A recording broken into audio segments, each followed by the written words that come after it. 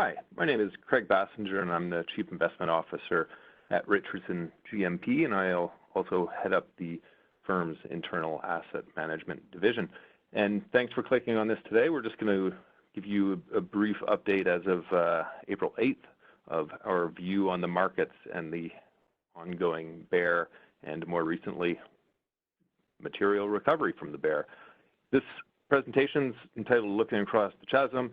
Essentially what we're talking about here is, well, we've been through we're still in the throes of a terrible health crisis globally. The market has started to look beyond the near term and out the other side, and we think there's a few certain takeaways as society and even the markets will likely have been changed somewhat going forward. So let's get started. This would be our disclaimer. So yeah, I want to talk a little bit about the markets, a little bit about COVID-19 and the pandemic and the amount of uncertainty, but then really get into the actual economic and earnings chasm that we're about to experience as the data continues to head south. And so far the market's been overlooking it, but we're not sure how long that'll last. But then more importantly, starting to look out beyond this. Investing is typically about what is not in the here and now, but more thinking about longer term, and there are some implications going forward. So a real quick update on the markets. We were in one of the longest bull markets in history that clearly ended in February of this year, and we stumbled into what became one of the fastest bear markets to develop. It was just February 19th that the markets made an all-time high, both in Canada and the U.S. It took only 6 days to get into correction territory, 16 days into bear market territory before the S&P and the TSX largely bottomed out down about 34%. Late in March. We've since bounced off that quite considerably, and markets are down a little bit less than 20% at the time of recording this. It's not just been the equity markets. The bond markets have also been very volatile. Government bonds yields were pushed extremely low during sort of the initial phase of this pandemic and bear market. They since recovered above 1% and then have sort of settled back in about 75 basis points. And I'm talking about the 10-year yields in Canada and the U.S. Credit markets have also been very volatile with credit spreads ballooning out but then coming back in substantially. And the Canadian dollar has been on a bit of a roller coaster ride, obviously adding to the woes of the overall economic impact of the pandemic on trade, which impacts Canada considerably and our own economy. We also have a renewed oil war that's going on. Again, there's meetings even today on this, so developments continue to be quite fluid, but that did push the Canadian dollar down to 68 cents. It has since recovered back up to about 71.5. So the primary driver, as everybody is clearly aware at this point, of this bear market has been the COVID-19 pandemic that has been gradually going around the world. The white swan we all ignored. This phrase was coined by one of our portfolio managers, Derek Benedict, and essentially we were all writing and looking at this pandemic when it was starting in China. I think pretty much everybody had no clue that it would get this big and spread around the world this quickly. And I think that's what really took people by surprise, ourselves included. And that's why it's not a black swan event. It's more of a white swan that we all ignored for an extended period of time. However, the social distancing, quarantines, whatever you want to call it, depending on where you live, that has been effective. That seems to be the most effective strategy at this point, given this is contagious before symptoms show up. And now that more and more jurisdictions are implementing it, we're starting to see follow through on the numbers gradually starting to improve. Don't think it's time to celebrate just yet because these things can reverse, and this does move in waves. It has been moving in waves, starting in Asia, then going to Europe, and then spreading to North America. There's also emerging markets out there. There's also Africa out there. And how this pandemic impacts those countries as well, I think, is still very unknown and uncertain. That being said, this chart on the left is the number of active cases and also the daily change in active cases averaged over the last 3 days, just to make it a little bit less chunky. Nonetheless, this has at least started to show some signs of rolling over and coming down. Again, too early to get too excited, but the market has clearly attached to this as at least being able to see through to the other side.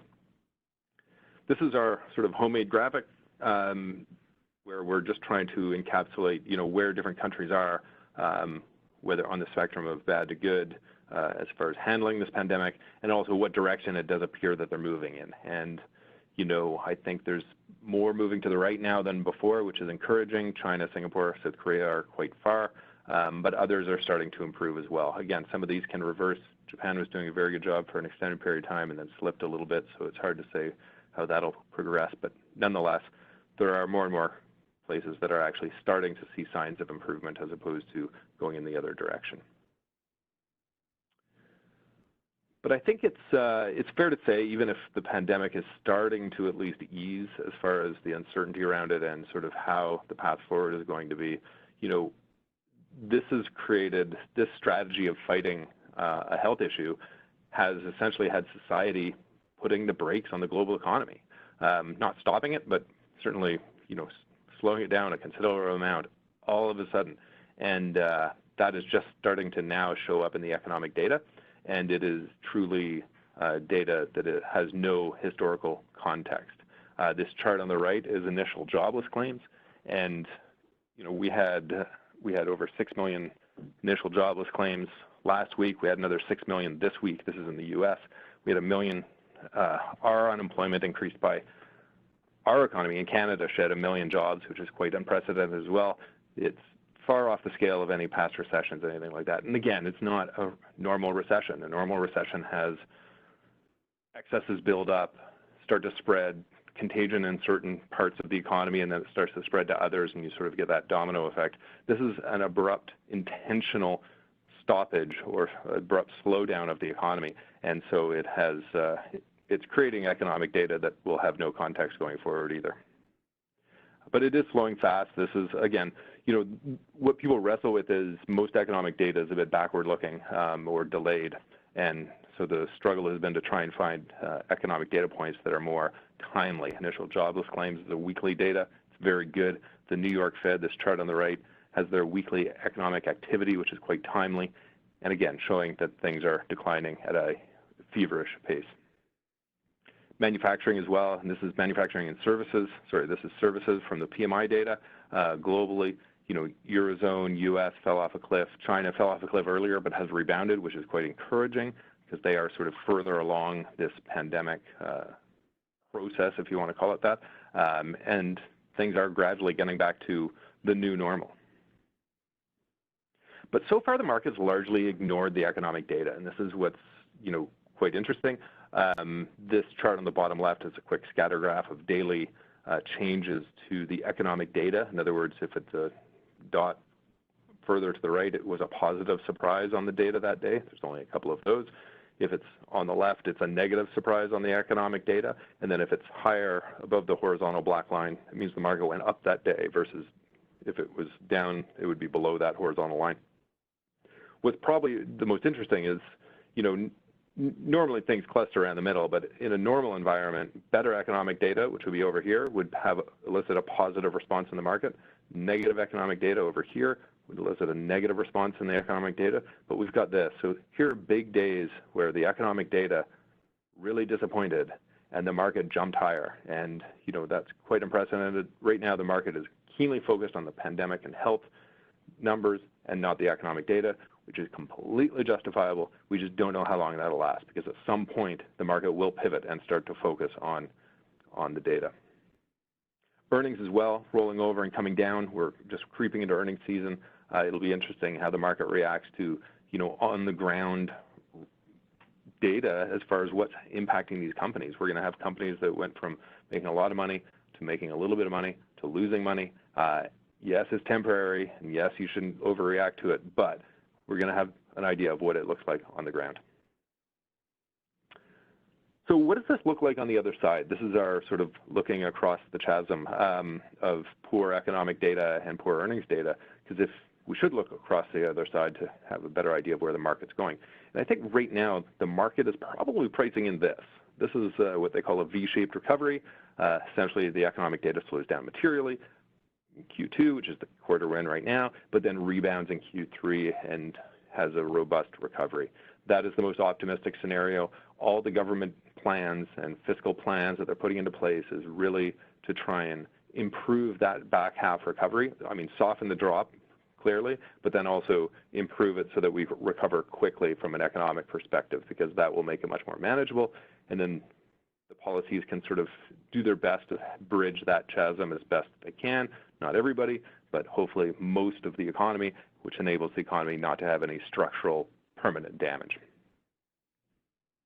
A less optimistic view is the U-shaped recovery. That's where the economic data falls off again, but then flatlines or remains depressed for an extended period of time because things don't get back to normal very quickly, or people who are unemployed don't get back on labor force very quickly. That is a possible scenario. That is not what the market's pricing in right now, but that has a recovery further on. Even more dire would be the L-shaped, and this would be, potentially if, we obviously have this slowdown, but then we have an extended period of time where either the pandemic flares up again, the economy can't get back on its feet, the stimulus programs start to sort of fade as far as an impact, and then you have this sort of lower growth environment from an extended period of time, or more of a true global recession as opposed to sort of an event-driven recession is what we're probably in right now. This is our base case, which is the flipped radical for all those people who like math out there, where, again, we have a big drop-off in economic activity. We get a strong rebound off the bottom, potentially in Q3, where pent-up demand gets unleashed. Companies actually start to spend again. People start to at least take some travel, and you get that initial sharp rebound, but then it sort of fades and slows down after that and doesn't get anywhere near where the economy was before, and that's because behaviors have changed. We're still, more and more people are working remotely, potentially maybe not as productive, or maybe more productive, hard to say, but nonetheless, that has that more elongated because of changing behaviors. So yeah, the markets, I think, are looking past a lot of this and certainly have an optimistic view over the last few weeks. I think what the markets are also pricing in here is that this is an event-driven drop bear market. This data here, we essentially, on the chart on the right-hand side, we went back and looked at all bear markets back to the 1920s, and we broke them down if it was sort of an event-driven thing like 1987 or the Asian currency crisis in 98, or if it was a global recession-driven bear market such as 2008, 2001, 1990. Nonetheless, they look very different. And the biggest difference is for a true global recession, the bear market lasts a lot longer, usually more than a year. This is average performance across all the different instances, but usually over a year of bear market kind of, prices, markets falling, and then strong rebound at the other side. Event-driven ones tend to be much shorter. The fall off is sometimes in a few months, 2, 3, 6 months, and then also enjoys a strong rebound at the other side. But if this is event-driven, which it kind of looks like, then we are probably starting this recovery. Is probably not a head fake, but has some real legs. We still think it's probably gone a bit too far too quickly. Nonetheless, it's certainly encouraging relative to a number of weeks ago. I would say even with the rebound that we've seen, markets are still pretty attractively priced. We had the price earnings multiple for the S&P at 19 times, who went down to 13.5 times. It's since rebounded to about 14.5 times. Certainly more attractive. There is value out there. That doesn't mean valuations don't mark market bottoms or anything, but they certainly do give you more attractive entry points in certain names as long as they're going to survive this period of stagnant economic activity. I think one of the key things, and this is we've been talking about this for quite some time, and even in some of the past YouTubes, is it's very difficult to the knee-jerk reaction when things like this happen. And this is very behavioral, as we want to react and protect what we have. And very often that has people sort of pulling the money out of the market when there is weakness. And that's a perfectly normal reaction. The problem is if you do pull money out of the market and sort of all of a sudden take your chips out or take a bunch of them out, it's very difficult to get back in. Very often when people do that, they sit on the sidelines way too long after the recovery begins, and they miss a lot of the rebound. And that's what impedes or negatively impacts our long-term performance.